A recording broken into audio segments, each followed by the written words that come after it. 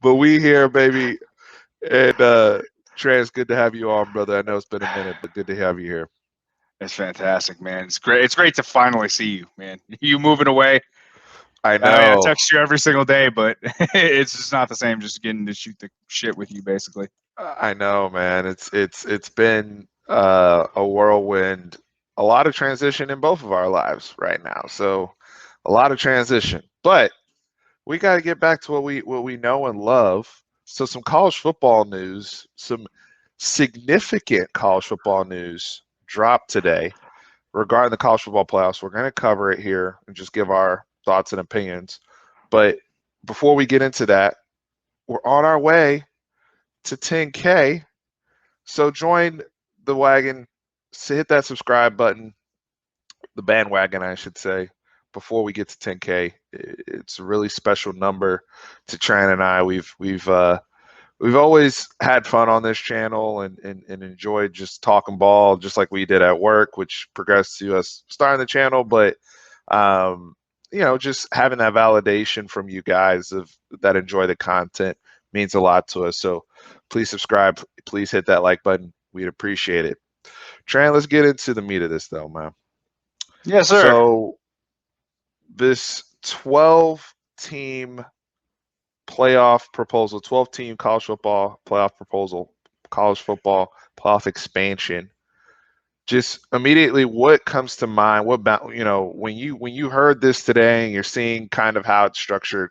Because I'm going to share my screen a little bit to educate some people that aren't aware of it. But just to get started, how are you feeling about it? So I like it. I definitely thought that the playoffs should have been expanded. I think we even had a conversation about it, like during the COVID year when everything was out the window. It's like, hey, let's just play with stuff. Just use this as a year to just see. Um, I was in the minority of thinking that it should probably be around 8 teams. But the 12, the way that it's broken down, I really do like it. I like the fact that it's guaranteed for the Power Five teams, the top four Power Five teams that win a conference championship get a bye, and then everyone else fights it out. I love the home series too. I love how the team doesn't have to travel. The team that has the higher seeds don't have to travel, and I love the G5 teams getting a shot. None of this, Right. none of this. Oh, we're left out because we're G5. Now you kind of, if you're a dominant G5 team, you kind of have an easy path to a playoff. So this is your time to shine. So, and I do love that the G5 athletic director, I think is from the Mountain West Conference, was in attendance of the proposal for this. So the Power Five teams involving them, you can't just say that they're just using their strength and their money to hold off everyone anymore. So I posed the question here on the screen, guys, for those of you watching and hitting us in the comments. Is this 12 team playoff proposal good or bad for college football? Because I think that's a question that's going around today and I kind of like the way that they've just been the kind of the transparency of this because they're doing this at real time, right? Like there's going to be a meeting, I believe, in Chicago, and I think by the time they get back to Dallas or Irving or wherever, they'll have final say and approve of whether or not this thing goes through. And from all reports, it sounds like there's real momentum for this to go through, or else the official college football Twitter page wouldn't have tweeted this and had an article already written up and already given us what the layout. They wouldn't have given us this much information if it was still up in the air. So it sounds like it's really a formality at this point that it will go through. To your point, Tran, the people involved behind the scenes to put this proposal together, they said it was over the last 2 years that they've been working on this. So I think that's all.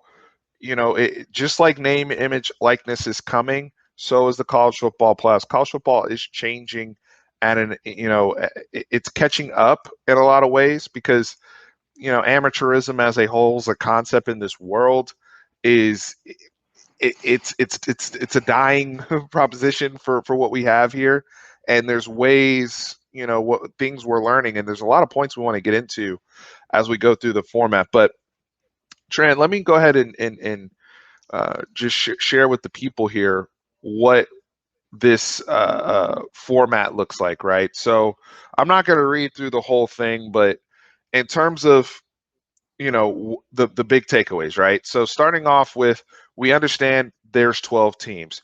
The four highest ranked conference champions would be seeded 1 through 4, and each would receive a first round bye, right? So in the case of last season, Alabama, Clemson, Ohio State, and Oklahoma would have been the 4 to get a bye, right?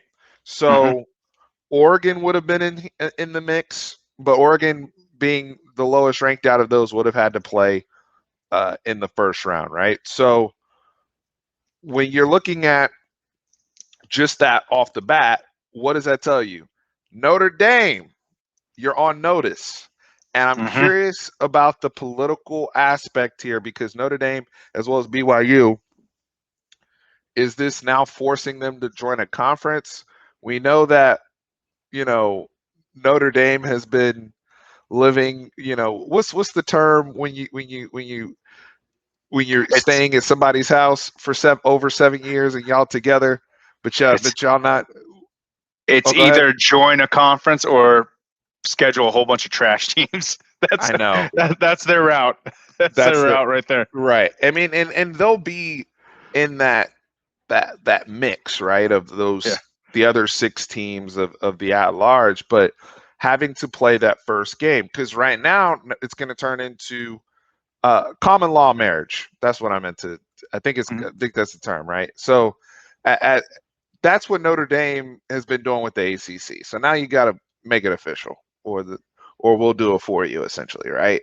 So, or they try to negotiate something in like a special Notre Dame clause. I'm sure somebody in their camp will pull for that. But in this scenario, these regular season games, if they stay at, I think most teams play 12 regular season games.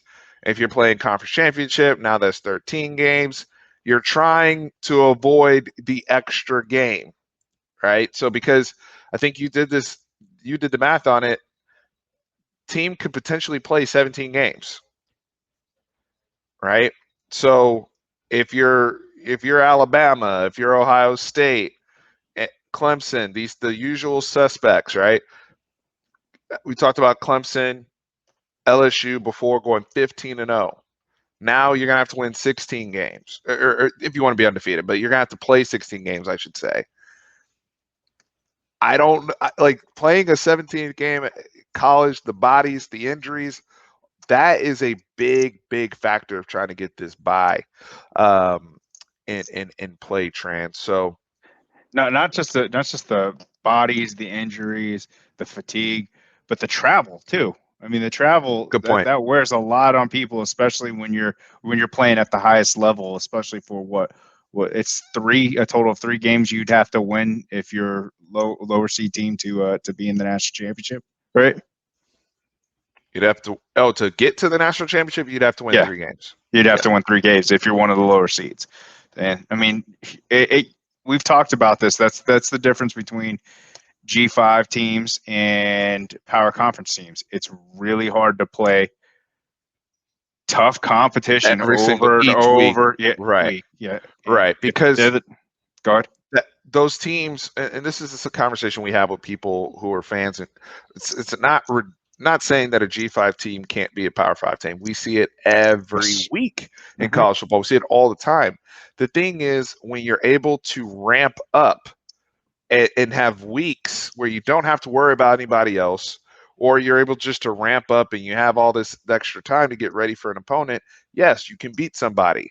But when I have to play 3 really good teams back to back to back, that's where your depth comes into play. You start to get worn down. You don't have as much preparation as you typically would when you get to ramp. There is no ramp. You just got to go, right? Mm-hmm. So that's the difference between these levels. But my biggest takeaway from this, and this is just my personal opinion, Tran, this is going to give all of these teams access. Mm-hmm. The biggest issue And this is not Alabama's fault. This is not Clemson's fault that they broke the system from being too good.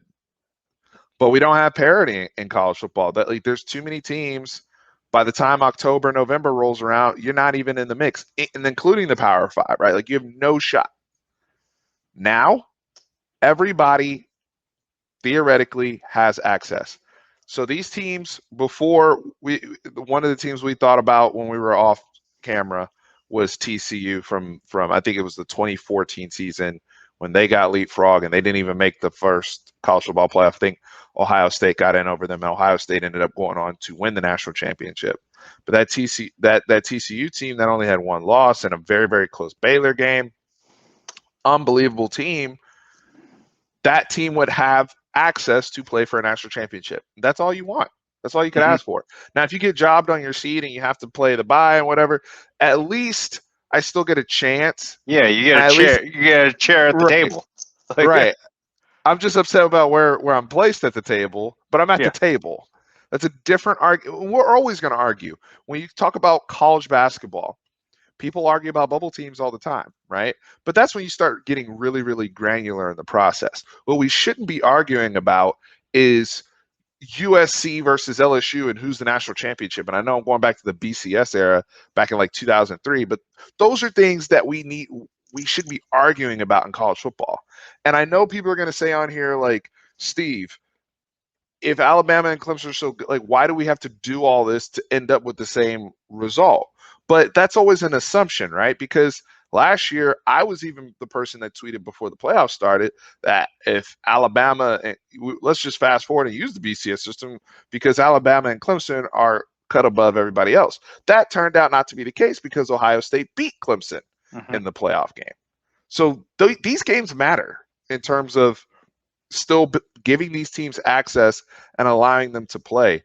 The other point I want to make before I hand it back to you, Tran, is I think it gives a little bit of margin to evolve for a team to evolve throughout the season because we've seen teams either not have their quarterback situation together like game one, or they're a completely different team or an injury or something, like they didn't find their star running back or whatever, and they're a completely different team that has ramped at the end of the season. But in every other sport, right, it's all about who's the best at the end of the season. And so I think college football is now moving to that in this particular format without reducing the importance of the regular season, Tran, because they're putting an emphasis on if you want a guaranteed ticket, win your conference.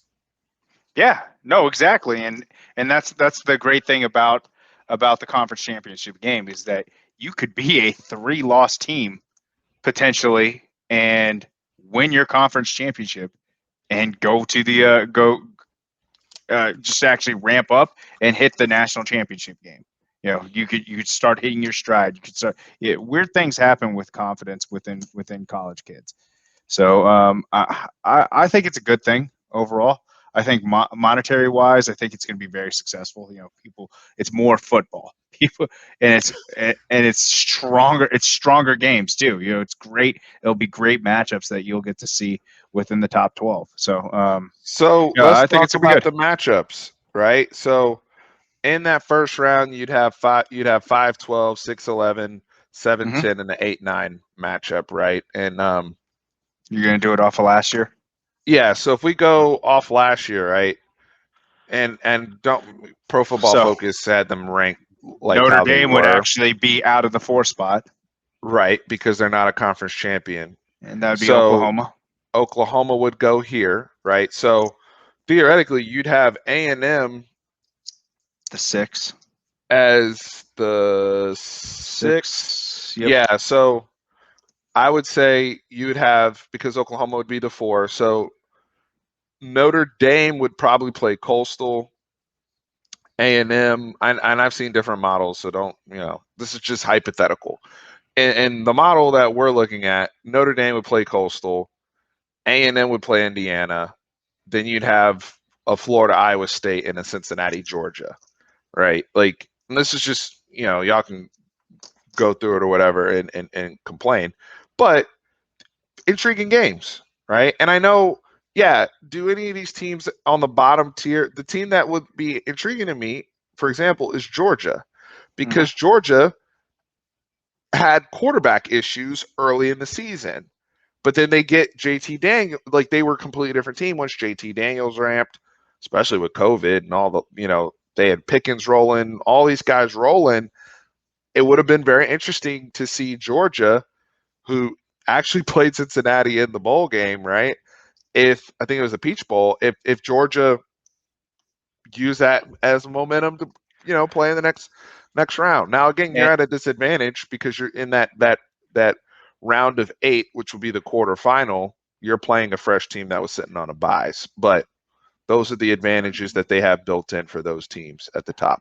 The intriguing team to me would actually be Oklahoma, because they would be the one that actually jumped to the bye seed, and they started playing great right after their first 3 games of the season.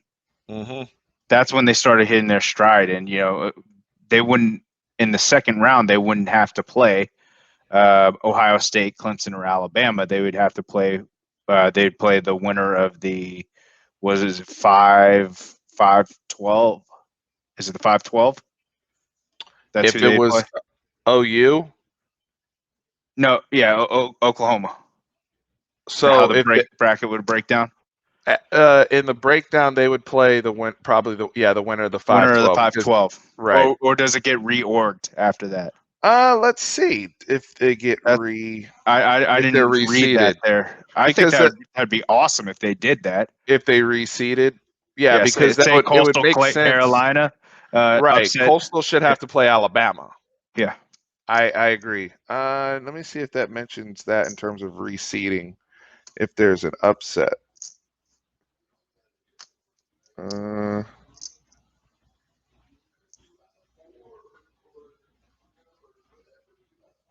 don't know. Somebody can hit me in the comments if I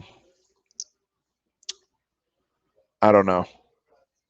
So this also wouldn't take place until 2023.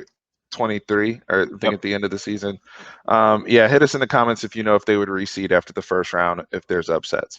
But overall, man, I think so I mentioned name, image, likeness at the top of this because that's the other big elephant in the room. Again, access. You're asking these players to play now more games. We understand the branding, the dollars that they generate. It's coming. Everybody understands this. The legalities are, all of that is coming. With that, though, we've had the conversation about opt-outs. People getting big mad about dudes opting out of the season early, all that. Whether it was COVID or not, the bowl game opt-out stuff had already started. I think in this format where you have more people that are now saying, hey, we're playing meaningful football games every single week, I think that solves, at least for more teams, that whole opt-out stuff. Now, for the teams that don't make the playoffs in that 12 teams, you'll still see dudes opt out of bowl games. It is what it is. But at least now it's really defined that this is the crop that matters, and this is, kind of the exhibition, everything else, blah, blah, blah. But you're protecting your sport because theoretically those top 12 teams are going to have a lot of your best players in your sport anyway. So you get, you're going to have games that matter where you're going to have your best players. You're not going to have some freshman in there playing in a playoff game because somebody else opted out. And that would, and I know somebody's going to comment and say, well, Steve, these brothers are opting out so quickly, they may opt out of a playoff game. I haven't seen something like that yet. Yeah. I haven't seen a big name opt out of a playoff game. Not out of a playoff game, because then if I'm the NFL, I have a right to question your competitiveness. Yes. So these games it's more meaningful football. You said it best. It's more meaningful football. I'm sorry to the purist, but guys, grow or die. Grow or die. And these sports have to continue to evolve and grow. Every league, if you think about it, like the NFL expanded their playoffs, baseball is expanding, like all these sports Basketball expanded it with the play-in game. Right. Yeah. Right. So I They mean, did. every team has, even college did that not too long ago too for the play-in. Mm-hmm. So I mean, Playing games for the tournament. yeah. So I mean, this is right, and I mean, and obviously there's going to be some criticism about it here and there. Someone's going to complain about something, but I mean, for football specifically, you don't want to go more than 12 teams like this.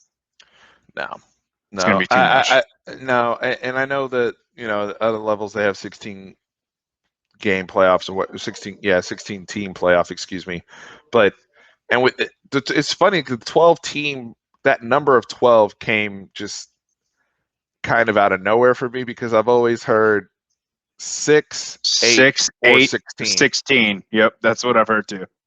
6, 8, or 16. No one had ever brought 12 to mind, but the way that they're talking about it in terms of the how they would see the teams who would have buys and those first round games being on campus. Now the time frame, we'll have to talk about recruiting.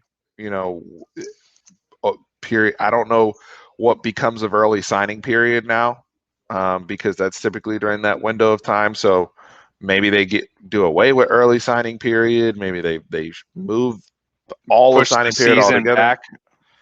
Push the season back. Like there's going to have to be other modifications done to accommodate this. If that makes sense. So very interesting discussion. If you're a college football fan, doesn't matter if you're a Texas fan, this is for everybody. Please comment. Let us know, is this good or bad for college football? And while you're here commenting, make sure you help us get to 10K. We'd appreciate it. These are just our initial thoughts as we're learning this. As you guys can see, we're learning real time as everybody else is. And when this is obviously passed and we have all of the exact details on what this will be, we'll give breakdowns. We'll go through some models, maybe past seasons of what other 12 team playoffs would have looked like in previous seasons, and have a little fun with this. So Tran, good to be back, brother. I appreciate you. Oh, always appreciate you, man. All right, guys, remember, horns always up.